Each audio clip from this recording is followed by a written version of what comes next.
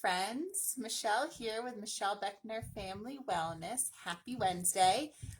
Today, let's talk about your intuition. And I actually think I want to spread this out um, into to a couple weeks. I've been talking about it over on Instagram the past couple days. So if you don't follow me over there, then go find me there at MLB Family Wellness. So let's just jump right in. Intuition. So when you think of your intuition, maybe you think of it in terms of your mother's intuition, um, like your gut feelings, right? Maybe you think of it as kind of like weird and not something that you ever really incorporate in your life or think about in your life.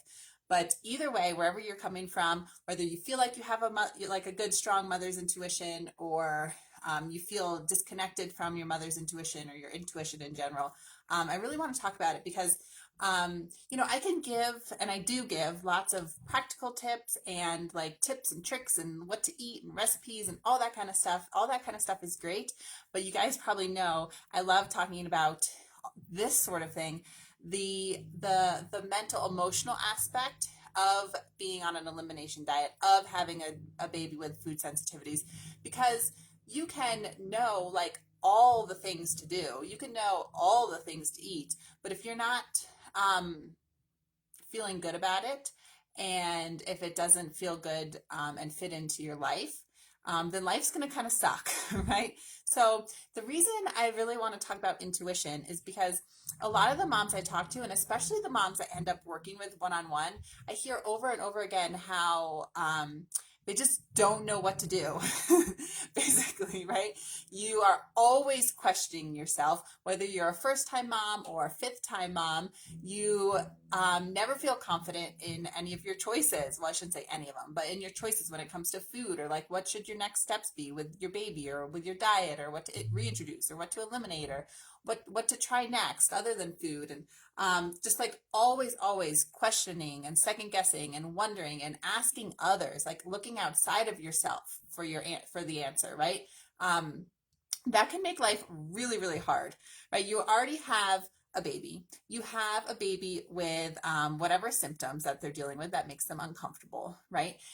You are on some sort of elimination diet, or you're thinking about doing an elimination diet. So you have a lot on your plate. You have a lot on your mind. So it's really important to kind of lower or reduce that mental load as much as possible. So when you're out of touch with your intuition and you always feel like you're second guessing yourself, or just like your mind's always running, you're always thinking, always wondering, and you just never feel confident in what you're doing, that is just a whole nother piece of like craziness that's going on in your head that doesn't need to be there, right? So certainly asking for advice outside of yourself, whether it's from your mom friends or support groups or other professionals or whatever, certainly that can be really beneficial.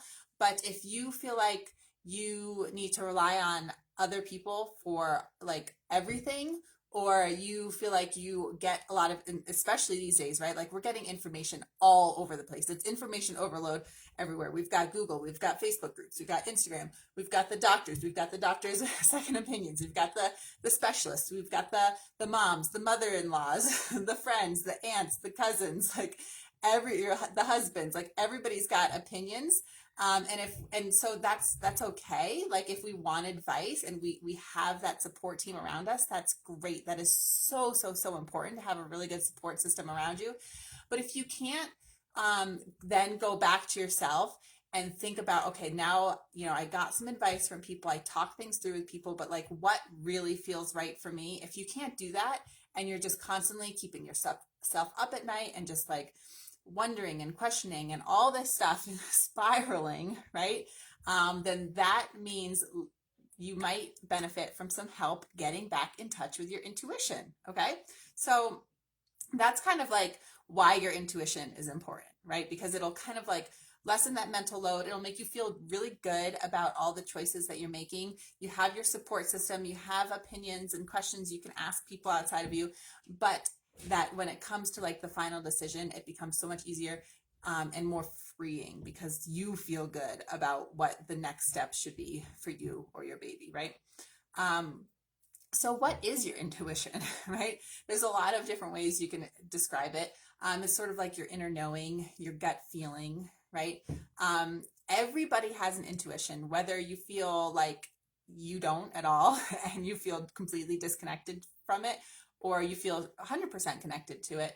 Obviously, you know you have one. Or maybe you feel like you used to have one and now you're like, wait a second, I totally lost that. Like, what the heck happened?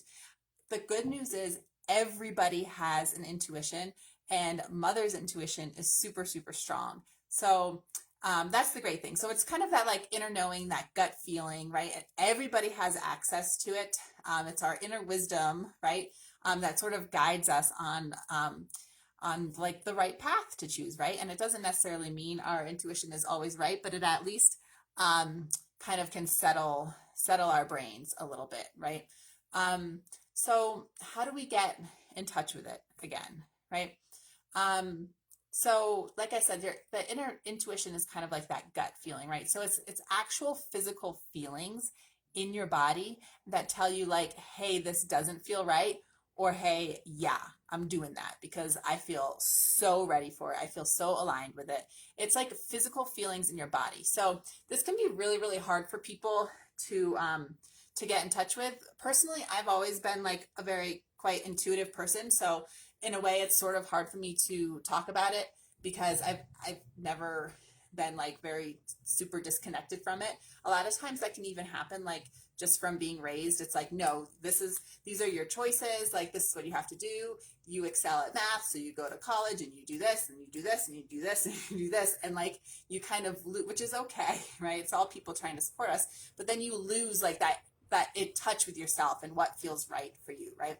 So that's totally fine if that's where you've been. So it's just it'll take time to start to bring it back, to start recognizing it, to start feeling it, and then we want to start trusting it, right? So it's one thing to kind of like have that inner feeling, like, um, you know, I really think eggs is what's bothering my baby. Like, it's one thing to like have that feeling, but then everyone else is saying like, no, you have to cut soy next, right? Like, all the moms and doctors are like, you have to cut soy next. That's the next logical step.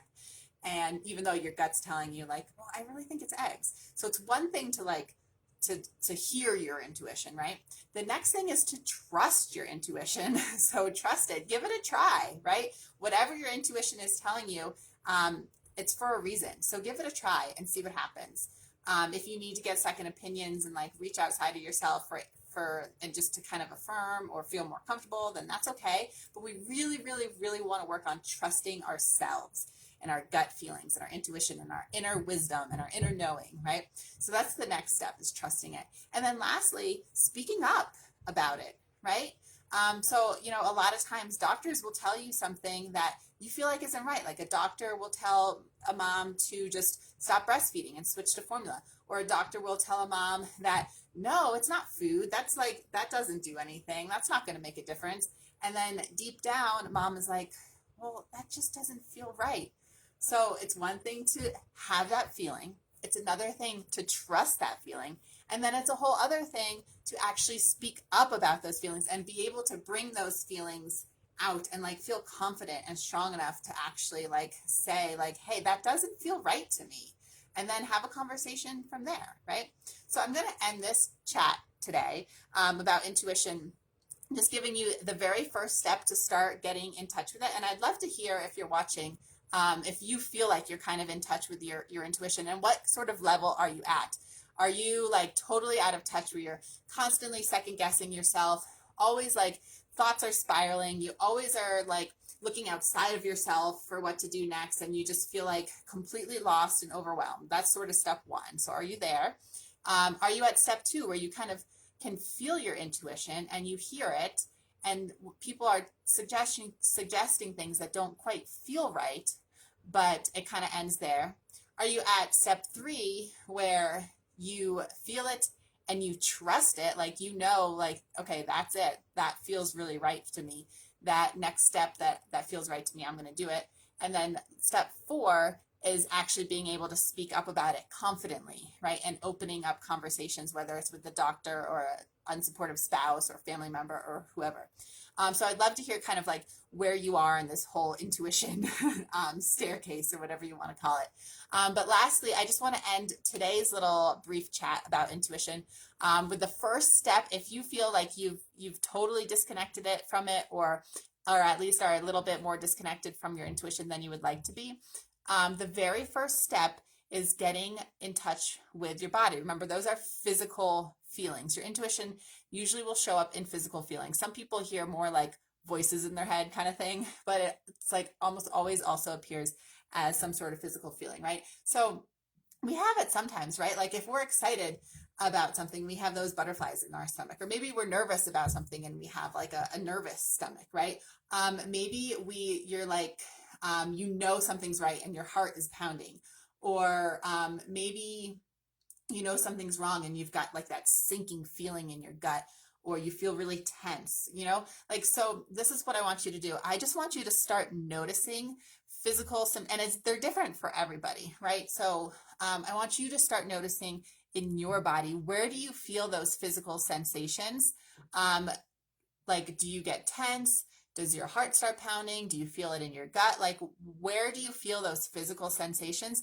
And then stop there. Don't try to say like, oh, this is because I'm feeling nervous, or this is because I'm feeling excited, or this is because things feel right. Don't even try to make the connection with why you're feeling a certain way, or try to get answers from it. Just start noticing the feelings. That is the first step. Start noticing those feelings in your body, and that will start getting you connected and being able to move to like the next step of knowing, trusting, and speaking out about your intuition.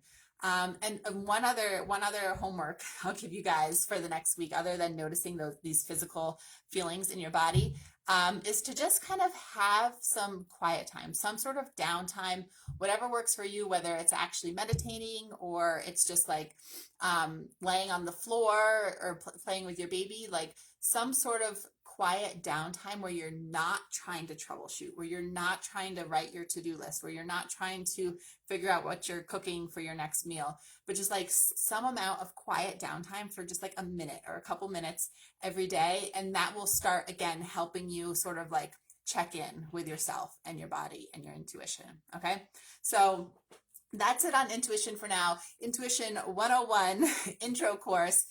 So hopefully you guys found this really interesting and want to hear more. So my plan is next week, let's jump back on next Wednesday and talk a little bit more deeply about intuition and some next steps we can do to start getting in touch with it. All right. Have a great night, ladies. Bye.